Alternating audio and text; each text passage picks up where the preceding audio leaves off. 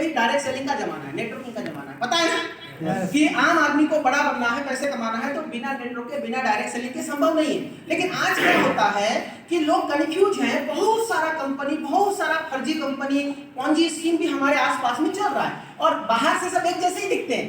तो एक व्यक्ति कैसे फर्क बता पाएगा कि कौन सा कंपनी अच्छा है और कौन सा कंपनी बेकार है, कौन सा कंपनी लीगल है, कौन सा कंपनी इलीगल है? तो उसका एक पैरामीटर के ऊपर हम लोग आज यहाँ पे बात करेंगे कि जो सही कंपनी होता है और जो गलत कंपनी होता है उसमें क्या फर्क होता है। जानना चाहते हैं? जानना चाहते हैं? Yes. कि सही कंपनी कौन सी है?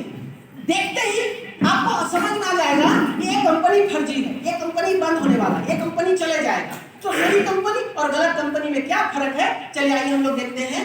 पहली बात यह है दोस्तों, जब भी कोई कंपनी के बारे में हम जानना चाहते हैं ना, कोई हमको कंपनी के बारे में आके बताता है, तो सबसे पहले हमें कंपनी के बारे में जानकारी लेनी चाहिए। किसके बारे में? कंपनी। और कंपनी का मतलब क्या होता है? डायरेक्ट सेलिंग कंपनी का मतलब क्या होता है कि कंपनी होना चाहिए और जो कंपनी जितना पुराना होगा वो कंपनी उतना ही टिकाऊ होता है, ठीक है? तो जो सही कंपनी है वो एक बड़ी कंपनी होती है, विशाल कंपनी होती है, बहुत बड़ा उनका व्यापार होता है, बहुत बड़ा ट्रेडिशनल बिजनेस होता है और कंपनी का प्रोफाइल बहुत तगड़ा होता है, मतलब वो 10 साल, 5 साल, 20 साल, 50 साल से काम कर रहे होते हैं। तो जब भी किसी कंपनी को आप जुड़ो तो नया कंपनी में आपने जुड़ना नहीं चाहिए, जो कंपनी पुरानी है, एस्टेब्लिश है, उसी में जुड़ना चाहिए। लेकिन जो गलत कंपनी होती है वो आपके सिर्फ यही बोलेगा अभी अभी लॉन्च हुआ है, अभी लॉन्च हुआ है, पहला डिस्ट्रीब्यूटर आप ही बने हो, आप सबसे सीनियर बने हो, ऐसा के बताते हैं, सही है ना?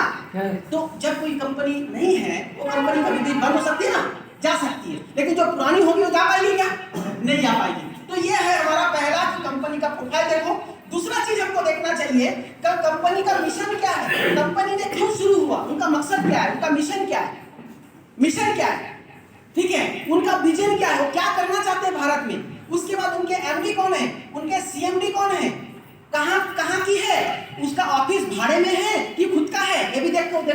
क्योंकि कंपनी तो मैं भी चला सकता हूँ, इसको भाड़े में ले लूंगा, लिख दूंगा बाहर, उससे कंपनी हो जाएगा क्या? नहीं, कंपनी का मतलब है खुद का प्रॉपर्टी, खुद का संपत्ति होना चाहिए, ठीक है? तो ये जरूरी है, उसमें आपने जरूर देखना चाहिए कंपनी। जितना हो सके आपने कंपनी के बारे में जानकारी लीजिए। जितने भी सही कंपनी है उनका ट्रैक रिकॉर्ड आपको मिल जाएगा, CAGR मिल जाएगा। लेकिन जितनी गलत कंपनी है, पॉन्जी स्कीम है, वो उनका कुछ भी आपको मिलेगा नहीं। खोजने का भी प्रयास करोगे सिर्फ पेपर में मिलेगा, हकीकत में कुछ मिलने वाला नहीं।